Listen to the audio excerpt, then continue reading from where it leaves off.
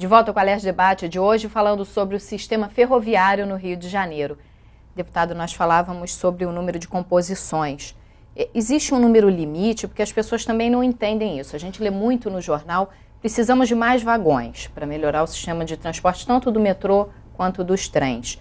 Existe um número limite para isso? É preciso expandir a malha ferroviária para que se melhore esse transporte? Queria a opinião do senhor. Olha só, a malha ferroviária, ela já é bastante ampla. Nós temos aí mais de 200 quilômetros de trilhos implantados e subutilizados, né? Subutilizados porque o número de composições é menor do que a demanda que ocorre aos trens. Ora, há sempre um número máximo de composições que um sistema admite e um número mínimo pelo qual o sistema pode não funcionar. Que número máximo é esse? Se você define, olha, eu quero ter trem na hora do pico nessa estação a cada minuto. Se você tem que ter um trem a cada minuto, você vai fazer a conta de quantas composições precisa. E claro que tem que ter algumas na reserva para substituir e fazer a manutenção das quebradas. Então para aquele sistema, você dá para ter o limite máximo. E o limite mínimo é aquele que o intervalo entre trens seja confortável para o usuário.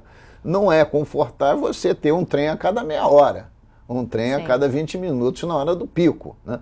Porque as estações ou vão encher demais e vai correr risco, ou você vai ter que bloquear o acesso às estações na bilheteria. Então, é dentro dessas faixas que você faz o dimensionamento e trabalha. Mas o que aconteceu aqui? A demanda vem crescendo, pode crescer e vai crescer muito mais. Mas para crescer muito mais, tem que ter oferta de trens. O passageiro tem que chegar, por exemplo, na estação do Engenho de Dentro e ter certeza que a cada 3 minutos ele vai ter ali um trem. Se tiver essa certeza, ele vai estar na estação. Porque esse é o tempo, seguramente, que ele perderá para pegar um ônibus ou qualquer outro tipo de veículo. E o transporte será muito mais rápido.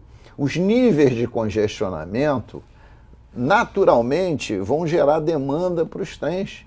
Não há como você ter solução para transporte em cima de transporte individual, em cima de Kombi-van, em cima de ônibus. Esses sistemas têm que ser complementares ao trem, têm que alimentar os trens. Exatamente. Mas as pessoas têm que chegar na estação e saber que tem trem, com ar-condicionado para suportar esse verão, com intervalo de tempo pequeno, um trem que seja confortável, que não tenha mais de 6 passageiros por metro quadrado, como, por exemplo, hoje acontece com o metrô, que chega a botar 8, 9 passageiros por metro quadrado. É isso que precisa melhorar para que a gente tenha um sistema eficiente. Agora, Cenildo, existe um estudo, você que trabalhou muitos anos nessa área, para se saber em quanto está subutilizada essa malha? Houve no passado. Atualmente eu não sei, não estou atualizado, não sei se estão continuando a estudar. Porque esta malha, conforme o deputado falou, realmente além disso, dos trens sendo comprados, sendo adquiridos, você tem o problema da sinalização, que tem que ser visto com muito cuidado. Certo? Porque na minha época nós tínhamos no início uma sinalização bastante precária. Entende? Então os gráficos eram feitos manualmente entre Dom Pedro, da antiga estação Dom Pedro II, hoje Central, e Deodoro, e alguns outros ramais. Então existia um chamado centro seletivo que fazia o traçado da circulação dos trens. Hoje é tudo automatizado. Entende? Então, e mudou a sinalização. Então todas as linhas são bidirecionais. Certo? Então o que ocorre é o seguinte, é que a eficácia hoje é muito melhor do que na minha época. Só que é preciso fazer um estudo detalhado sobre isso. Porque tem vários sistemas de sinalização. Se essa daí não suportar, tem sinalização, sessão de bloqueio virtual, ou tem seja, outras uma coisas mudança mais. na sinalização poderia ampliar a capacidade. Exatamente, juntamente com os trens, porque senão, se você mudar a sinalização, melhorar e não tiver trem, não funciona. Agora, essa praticidade, essa maleabilidade da malha ferroviária no Rio de Janeiro, ela é maior do que da malha do metrô? Não, eu acho que a maleabilidade similar, né? Porque todos dois são sistemas ferroviários que dependem de composições, via permanente, bem cuidada, e sistemas de sinalização e controle muito rígidos, que sejam muito seguros. A Supervia tem seu plano de metas. O que é o plano de metas? Chegar a 1 milhão, 1 milhão e 200 mil passageiros transportados por dia. Ou seja, voltar para o que era há 40 anos. Voltar aquilo foi há 40 anos. Mas essas metas estão ligadas a planos de investimento. Se eu estou hoje em quase 500 mil, eu quero passar para 700, para passar de 700, eu tenho que ter mais X composições, o centro de operações tem que estar em pleno funcionamento, o sistema da nova sinalização tem que estar concluído. Para mim chegar a 1 milhão, eu tenho que ampliar mais outras tantas composições. Essas metas existem. E a essas metas correspondem investimentos. Quando a Supervia, antidemocraticamente, sem consulta popular, sem consultar a Assembleia Legislativa, sem consultar a agência reguladora, consegue prorrogar seu prazo de concessão por 25 anos, foi mediante um quadro de metas, como também foi o metrô. Aí quando você chega na hora do cumprimento das metas, por exemplo, no metrô, a gente se surpreende.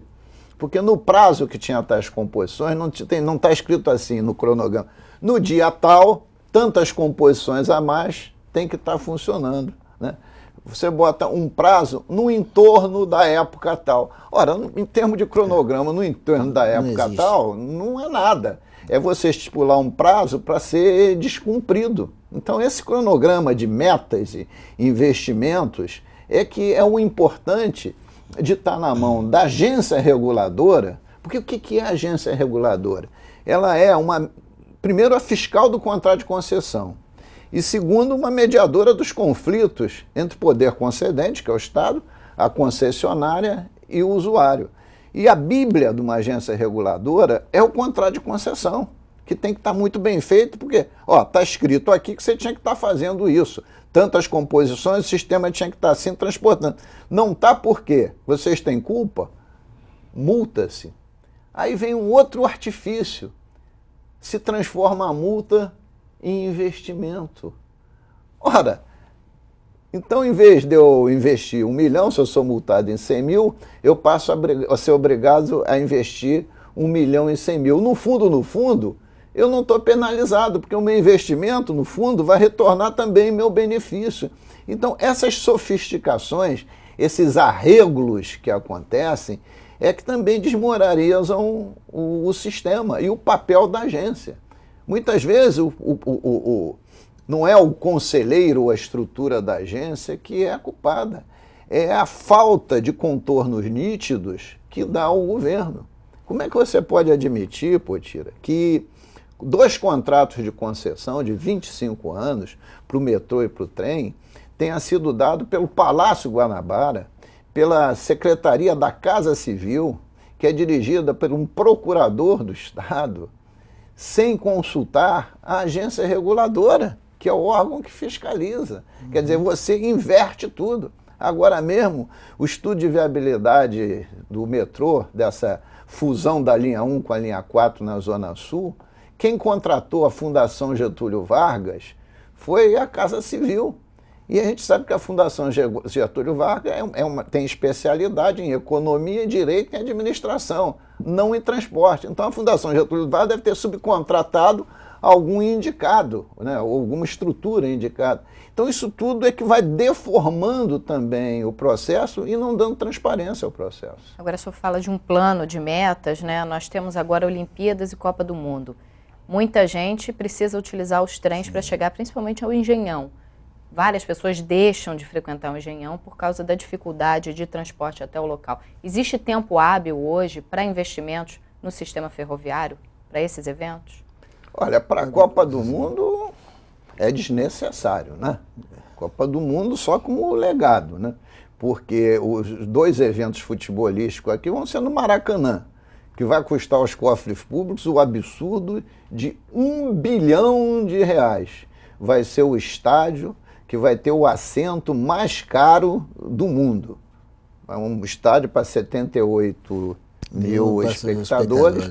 Se você dividir aí 1 bilhão, né, vai dar mais ou menos R$12.500 cada banco que você sentar no Maracanã. Então, para a Copa do Mundo, Maracanã, eu já assisti partida de futebol com 170 mil pessoas, né? Brasil e Paraguai, por exemplo. Então, para 78 mil, o sistema dá conta. Agora, para as Olimpíadas, é que se tem que correr quanto tempo. Daí, essa discussão da linha 1, da fusão da linha 1-4 com o metrô, ligando o General Osório até o Jardim Oceânico na Barra, né?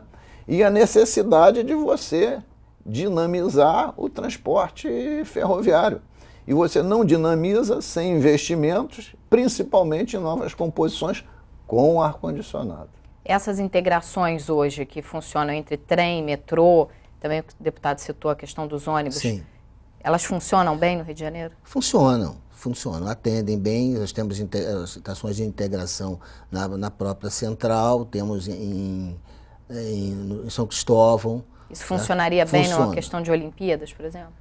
Eu acredito que sim. Eu acredito que funcionaria bem. É claro que somente elas não resolveriam o problema. Seria necessário realmente um outro passo, tá, para poder realmente ajudar o escoamento dessa massa que vai para o Maracanã, que vai se deslocar para o local dos eventos. O que seria o principal ponto de investimentos hoje na questão da malha ferroviária? Seriam novos vagões e o sistema de segurança? Exatamente. Seriam novos trens e o sistema de sinalização. Isso é fundamental que seja visto, porque é o que dá a segurança no transporte ferroviário.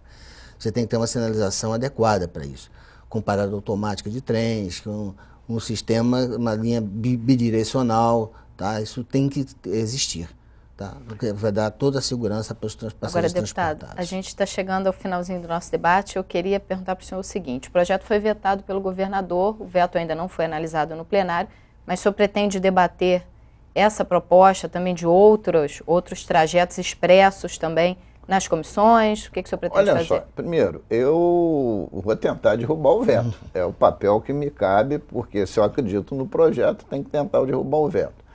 A desproporção aqui na casa é muito grande, pela grande maioria que tem a base do governo. Segundo, há alguns dias atrás fizemos uma audiência pública, a meu pedido, na Comissão de Transportes, e discutimos a linha 1 do metrô, porque o governo do estado misteriosamente começou a insinuar que não ia fazer mais a estação da Gávea.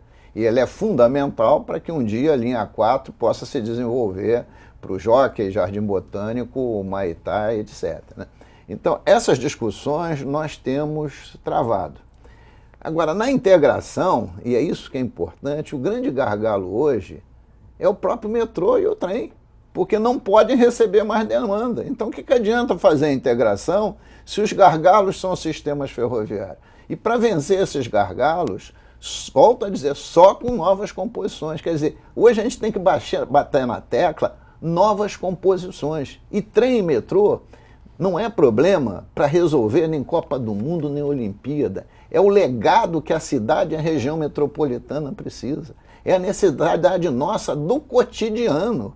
Essa que é a questão central. Bom, deputado, boa sorte na tentativa para derrubar esse veto. Senildo, obrigado pela sua participação. Seja por isso. Se você quiser rever nosso debate, é só acessar o site da TV Alerj, www.tvalerj.tv. TV Alerj, o canal do povo fluminense. Até a próxima.